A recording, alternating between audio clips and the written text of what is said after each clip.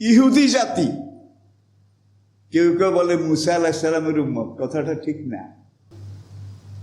ইহুদি জাতি মুসা আলাইহিস সালাম থেকে শুরু, এই কথাটাও ঠিক না। ইব্রাহিম আলাইহিস সালামের বড় ছেলে ইসমাইল আলাইহিস সালাম, মা হাজারের গর্ভজাত সন্তান। তার 13 বছর পরে প্রথম বিবি মা সারা তার গর্ভে আরেকজন পুত্র সন্তান জন্মগ্রহণ করেছিলেন, ইসহাক। হাজারের গর্ভে প্রথম ইব্রাহিমের যেই পুত্র ইসমাইল জন্মগ্রহণ করেছিলেন, আল্লাহ পাকের নির্দেশে তাকে বাইতুল্লাহর এখানে মা এবং পুত্র সহ ইব্রাহিম আলাইহিস সালাম রেখে গিয়েছিলেন, এটা আপনারা জানেন। আর বড় বিবি সারা, তার গর্ভে 13 বছর পরে, ইসমাইলের 13 বছরের ছোট কে, ইসহাক, যেই পুত্র জন্মগ্রহণ করেছিলেন, সেই পুত্রের পরবর্তী জেনারেশন, পরবর্তী বংশধর, একেবারে আজ পর্যন্ত যারা যুগ পরম্পরায়, কাল পরম্পরায়, সময় পরম্পরায় এসেছিল, প্রজন্মের পর প্রজন্ম, ইসহাকের সন্তান, এখান থেকেই কিন্তু বনি ইসরাইল শুরু। ইব্রাহিমের পুত্র ইসহাক, ইসহাকের পুত্র ইয়াকুব, কি ইয়াকুবের পুত্র ইউসুফ। তাহলে বোঝা গেল ইয়াকুব আলাইহিস সালাম তিনি ইব্রাহিম আলাইহিস সালামের নাতি। আই রিপিট, ইব্রাহিমের ছেলে ইসহাকের ছেলে ইয়াকুব। তাহলে ইয়াকুব ইব্রাহিমের কি নাতি, ইয়াকুবের ছেলে ইউসুফ ইব্রাহিমের পুতি, কি প্রপৌত্র। এখান থেকে শুরু করে এই বংশে, এই লাইনে, এই জেনারেশনে দাউদ, সুলাইমান, এই থেকে শুরু করে মুসা আলাইহিস সালাম পর্যন্ত সকল আম্বিয়া কেরাম এই ইসহাকের বংশে। ইয়াকুবের আরেকটা নাম ছিল ইসরাইল। কোরআনে একটা সূরা আছে, সূরায়ে বনী, আসেনি? সূরায়ে বনী ইসরাইলের সন্তানগণ। তাইলে এই যে ইয়াকুবের বংশধারা, এই বংশধারাতেই পরবর্তী জেনারেশনে একজন সাইজের মানুষ ছিলেন, কিং সাইজ, রয়্যাল সাইজ, একটু সব দিক থেকে মানের। এর নাম ছিল ইয়াহুদা। কি নাম? ইয়াকুবের পরবর্তী জেনারেশনের একটা লোক ইয়াহুদা।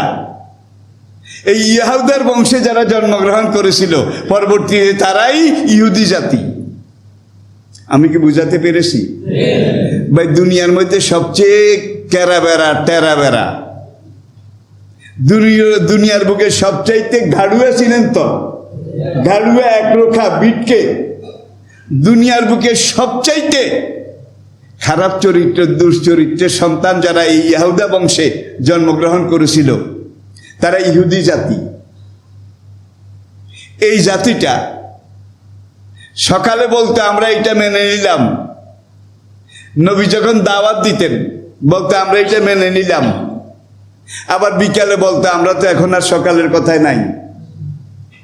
সকালে মুসলমান, বিকালে কাফের, এইটা ছিল তাদের থিওরি। দাউদ আলাইহিস সালামের জামানায় আল্লাহ পাক একবার সিদ্ধান্ত নিলেন ইহুদি জাতি তাদেরকে পরীক্ষা করবেন। আল্লাহ পাক তাদেরকে বললেন, লা তা'তাদু ফিস সাবতে, তোমরা সপ্তাহের 6 দিন মাছ ধরো। সাগর পাড়ের এলাকা ছিল, কিন্তু শনিবারটা মাছ ধরা বন্ধ। এই নির্দেশ কে দিয়েছেন? আল্লাহ পাক। তাইলে তারা মৎস্যজীবী ছিল। এই ইয়াহুদার এই প্রথম বংশ পরম্পরা যতগুলা লোক ছিল, তাদের অধিকাংশ কিন্তু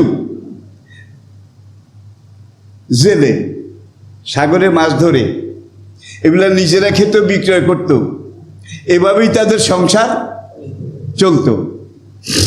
এখন আল্লাহ পাক বললেন শনিবার বন্ধ, মাছ ধরা হারাম, আল্লাহর নির্দেশ। শনিবার বাদ দিয়ে তোমরা যত পারো ধরো। এখন রবিবারেও ধরে, সোমবারেও ধরে, মঙ্গলবারেও ধরে, শুক্রবার পর্যন্ত ধরে, মোটামুটি পাওয়া যায় কিছু কিছু। শনিবারে ভাই রে ভাই, মাছ রে মাছ, সাগরের কিনারে এসে মাছ শুধু খলবল করে, শুধু মাছ আর মাছ।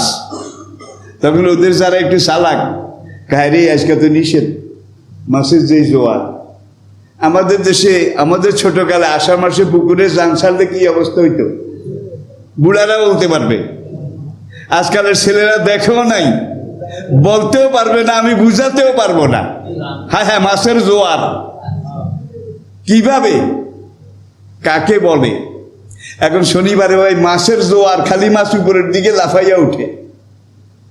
এখন ইহুদিদের কিছু চালাক মানুষ, সমাজের নেতা, তারা বললো একটা কাজ কর, শনিবারে তো ধরা নিষেধ, ধরলে তো হারাম হয়ে যাবে, তোরা তোদের ওই ভিতরে একটা গর্ত কর, একটা গর্ত করে এর মধ্যে পানি দে, বা তোদের ভিতরে যেসব পুকুর জাঙ্গাল আছে যেগুলাতে পানি আছে, এগুলার সাথে সাগরের জাম, ড্রেন, নালি কেটে দে, মাছ যেইভাবে উপরের দিকে উঠে। ওরা এখন ওদের পুকুর, জাঙ্গাল, ডোবা এগুলার সাথে সাগরের নালি কেটে দিল। এখন ভাই শনিবারে মাছ লাইনে লাইনে, হাজার হাজার, লাখে লাখে, ঝাঁকে ঝাঁকে ওদের পুকুর, ডোবা সব মাছে ভরে গেছে। আবার আল্লাহ পাকের নির্দেশ, এই মাছ কিন্তু শনিবার থাকতে থাকতে নেমে যাবে। এখন ওরা বললো যে এক কাম কর, মাছ যখন উঠছে জানো বাঁধে, এটা বুঝছেন তো, তোরা তোদের নালাগুলা বাঁধ দিয়ে আটকাই দে, মাছ যেন নামতে, সব মাছ আটকাইয়া ফেলা। খবরদার শনিবারে ধরিস না, আল্লাহ নিষেধ, আমরা রবিবারে ধরবো, তোরাও রবিবারে ধরবি। তাহলে শনিবারে ধরে না, ঠিক আটকায় নাকি, মাছকে আটকায়, রবিবারে ধরে। আল্লাহ পাক বললেন লা তাতাদু ফিস সাবতে, শনিবারের ব্যাপারে তোমরা খবরদার সীমা লঙ্ঘন। ওরা কয় আল্লাহর নবী, কে হে আল্লাহর নবী, আমরা তো শনিবারে ধরি না, আল্লাহর দোহাই ধরি না, আমরা রবিবারে ধরি। কিন্তু শনিবারে যেই মাছ আটকাইছে ভাই, এগুলা সারা সপ্তাহ খেলেও ধরলেও শেষ হওয়া তো দূরের কথা, কমবেও না। এখন নবী যতই বলে যে না আমরা শনিবারে ধরি না, খোদার কসম আমরা শনিবারে ধরি না, নবীকে আটকাও তো, আল্লাহ তো আটকাইতে মানা করে নাই, ধরতে নিষেধ করেছে। ফাকুলনা লাহুম কুনু কিরাদাতান, আল্লাহকে বান্দামি করস কার সাথে? যেগুলার বয়স 40-এর নিচে ছিল, ওই সীমা লঙ্ঘনকারী, তারা সব শুকর হয়ে গেছে। বুড়াগুলা বুড়া শুকর, জোয়ানগুলা বুড়া বান্দর। 3 দিন পর্যন্ত পুরো এলাকাটা এখন আর মানুষ নাই, হয় শুকর নয় বান্দর। 3 দিন এই ক্যাশ ব্যাস করে তারপরে তারা আল্লাহর গজবে সব হালাক হয়ে গেছে। তো বনি ইসরাইল জাতি এমন একটা চালাক, শেয়ানা নয়, সাড়ে শেয়ানা। এই জাতিটা হযরত জাকারিয়া আলাইহিস সালামকে করাত দিয়ে ছিঁড়ে 2 ভাগ করেছিল, এটা আপনারা সবাই জানেন। জাকারিয়া আল্লাহর নবী, তিনি আল্লাহর জমিনে আল্লাহর পক্ষ থেকে দ্বীনের দাওয়াত দিয়েছেন, অন্য কোনো অপরাধ তো করেন নাই। এখন বনি ইসরাইলের কিছু লোক বলল জাকারিয়া দ্বীনের কথা বলে, ওয়াজ করে, ধর্মের কথা বলে, কিন্তু আসলে ধর্ম জাকারিয়ার নিয়ত না। জাকারিয়ার নিয়ত হলো ওয়াজ করে টোরে দেশের ক্ষমতা দখল করবে। দেখছেন কারবার? জাকারিয়া আসলে ওয়াজ করে না, সে ওয়াজের নামে রাজনীতি করে। এই কথাটা তখন ছিল, এই যুগে তো নাই। আসে আসে ওয়াজ করলেই কি এগুলা ওয়াজ না, এগুলা সব রাজনীতি। এরা ক্ষমতা দখল করতে চায়। এটি ইহুদিদের পরিকল্পনা, ইহুদিদের কথা। জাকারিয়া আলাইহিস সালাম তাকে করাত দিয়ে ধর্মের নামে রাজনীতি করেছে,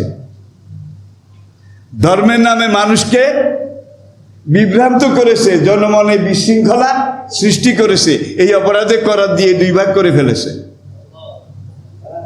জাকারিয়া থেকে শুরু করে হযরত ইয়ারমিয়া, নামটা মনে রাখবেন, জাকারিয়া থেকে শুরু ইয়ারমিয়া আলাইহিস সালাম পর্যন্ত 50,000 নবীকে তারা বিনা দোষে এইভাবে জবাই করেছে।